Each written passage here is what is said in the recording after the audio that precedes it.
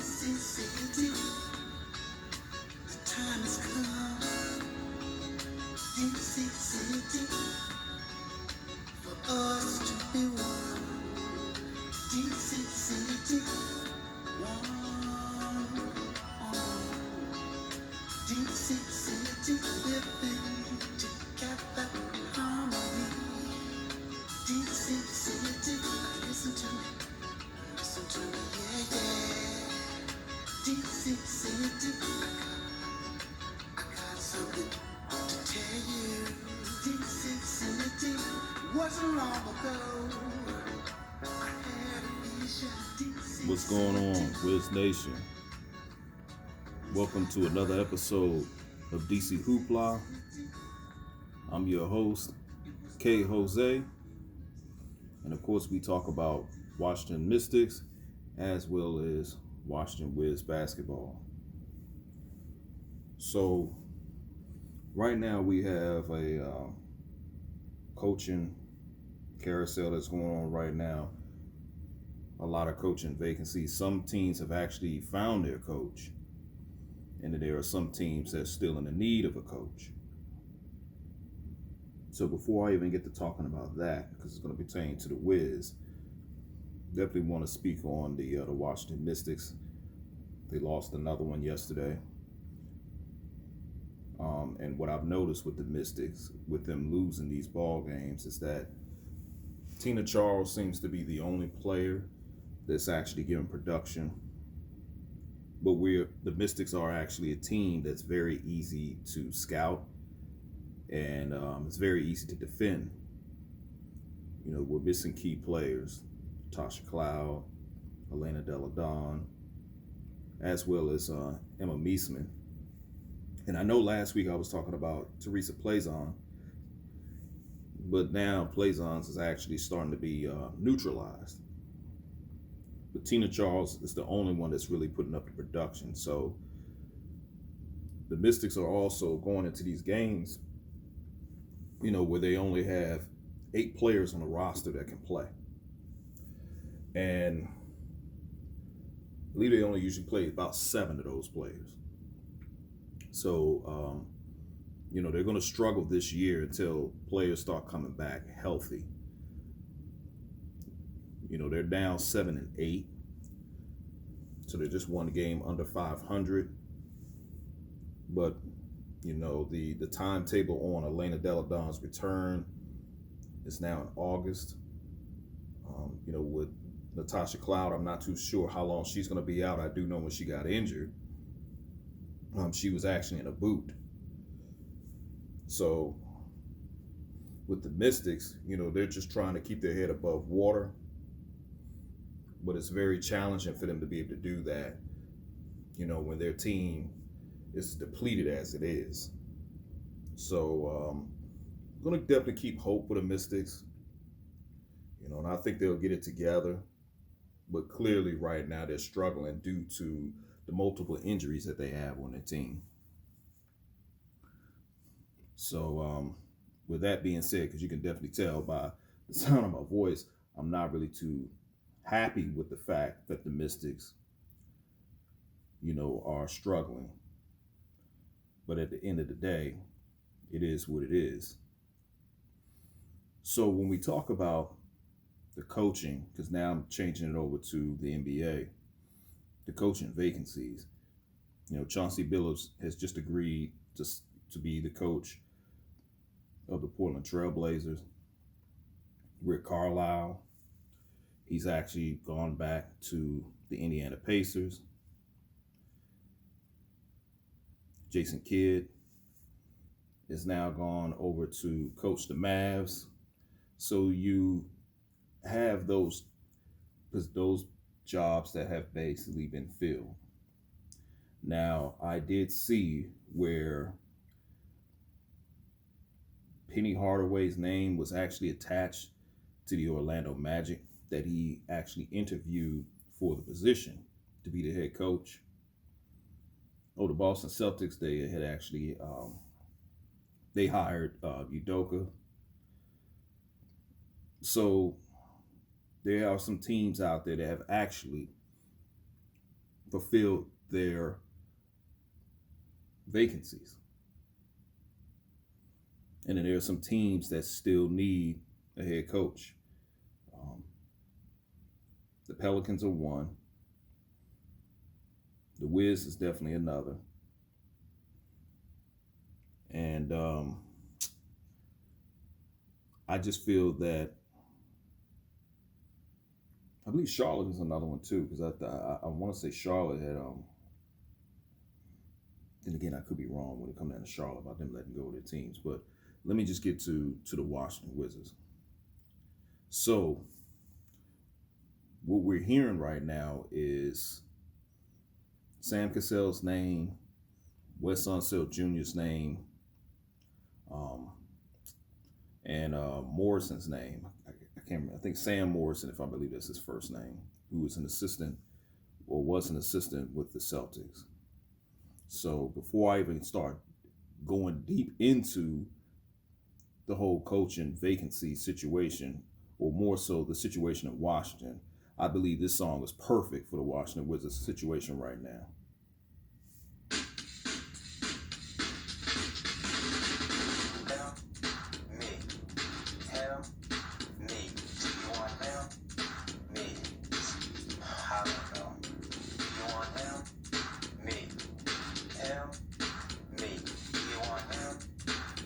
Yeah, Washington Wizards, that's pretty much what you're going through right now. You're asking him, me. Him, me. Do you want him or me? And who the Washington Wizards saying that to? They're saying that to Sam Cassell. They're saying that to Wes Unseld Jr. Let's talk about that. Him, me. With the Washington Wizards right now, and I'm going to keep it real. You know, right now we're not a desirable destination. The job is very undesirable to these coaches out here. You know, to some people would think, well, Bill and Westbrook should be enough to make a coach want to come here and lead this team. But I don't think those two guys are enough. There's a lot of uncertainties. One of the biggest uncertainties is the future of Bradley Beal. Will he remain a Washington Wizard? Plus two, our salary cap situation. Can we get better? You know, will this formula work when you're relying on two ball-dominant guards? I don't think it will. So when you look at Sam Cassell and you look at Wes Unseld Jr., these two guys have a whole lot in common. First of all, this wouldn't be their first rodeo with the Washington Wizards organization. They've both been here as an assistant. Wes Unseld Jr., I mean, you don't even have to guess who senior is. His dad played for the Baltimore Bullets. His dad was pretty much a prodigal son to the late Abe Pollin. His dad played on that 1978 championship team. And Wes Unseld Jr. is from the Baltimore area, and he grew up around this organization. So it's more of, well, we know who this guy is, and he was an assistant. He was actually an assistant coach on Flip Saunders' roster. He was actually an assistant coach with Flip Saunders. So was Sam Cassell. Sam Cassell had been here for quite some time. Sam Cassell was one of Flip Saunders' assistant coach. Sam Cassell was also still on the roster as an assistant coach under Randy Whitman. So what I'm going to say is this. Sam Cassell and Wes Unseld Jr., those are safe head coaching picks. So I'm going to say it this way as well. Those are head coaching decisions or head coaching picks that you say, that's what we want. But the question I have is, Sam Cassell and Wes Unseld Jr. is exactly what the Wizards need. Do they need one of those two guys because to me it's more so want. Now, I saw a tweet earlier that Sam Cassell has interest in coaching the Washington Wizards. My question is, does he? Does he have interest? Quentin Mayo was the one who put that tweet out. But does Sam Cassell really have interest? Because Sam Cassell currently right now is dealing with Doc Rivers. You know, I mean, he was the assistant coach for the 76ers. But again, does Sam Cassell really come out and say that this job is piqued his interest? And another thing that I think people are failing to realize when it comes down to coaching the Washington Wizards, the Wizards wants a lot of different hats. You know, the Wizards want the head coach to do one thing, the assistant coach to do another thing, and then another assistant coach to be in charge of this and that and the third. So it's almost like the head coach has to come here and relinquish power. And Wes Unseld Jr. and Sam Cassell, maybe those two guys will probably be willing to step into that. I really don't know. But in my opinion, what the Wizards need, they need a coach that's going to come in and that's going to be a disciplinarian. That's what this team needs. They also need a coach that's going to come in and be able to handle egos. And Bill and Westbrook, that's what they need. And two, they need a coach that's going to come in and definitely is going to put their stamp on this team. They need a coach that's going to be able to tell the organization, tell ownership, hey, you know what? This team that I'm going to inherit is not good enough. I want to make adjustments to this team. Because one thing we know, when Eddie Jordan was fired, Flip Saunders inherited Eddie Jordan's roster. Then the gun situation happened with Gilbert Arenas and Javaris Crittenton, and the team changed completely. Then Flip Saunders ends up with a young team. But Flip Saunders gets fired before we make the trade for Nene Hilario. Randy Whitman inherits the young team and then also inherits, actually he gets a Nene Hilario. So, he has this team and he puts his stamp on the team with a young John Wall, a young Bradley Beal, Martell Webster, all these different players. We go to the playoffs. We also was like top 15 in defense during those years. And then after the 2015-2016 season, Randy Whitman was let go. Here comes Scott Brooks, and he inherits the team that Randy Whitman had. So for a couple of seasons, Scott Brooks plays with the roster that Randy Whitman had and try to make do with that roster. But during the time period in his 5-year tenure, changes in the roster had occurred. John Wall gets traded. Otto Porter is traded. Marcin Gortat is traded. Markieff Morris is traded. Kelly Oubre is traded. These were players that were under the Randy Whitman years. And these were changes that occurred. So now if you bring in a new coach and they're inheriting Bradley Beal, who is still left. If you think about it, Bradley Beal is still left over. He's the last man standing from all those players that I mentioned earlier who got traded. He's the last one standing. The rest of the roster is completely different. But at the same time, a head coach comes in and they're going to be inheriting what Scott Brooks had in his last season. Who's to say if that head coach doesn't want to make some type of change?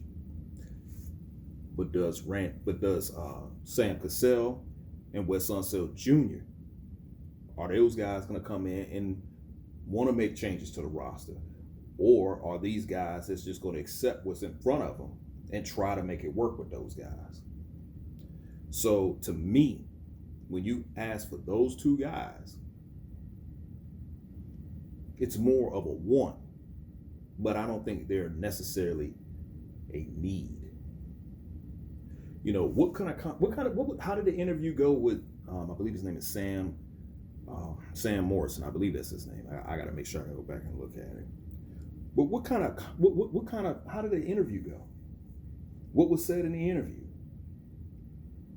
Maybe this is the reason why the Washington Wizards coaching vacancy is not desirable.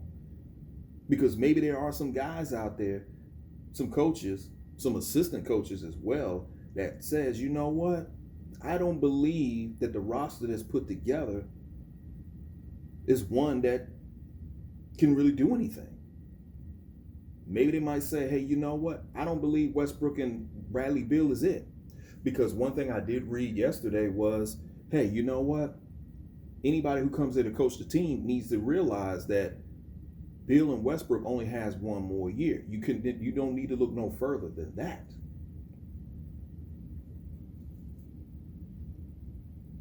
So, I mean, to be honest with you, I think the Washington Wizards organization is actually fooling themselves.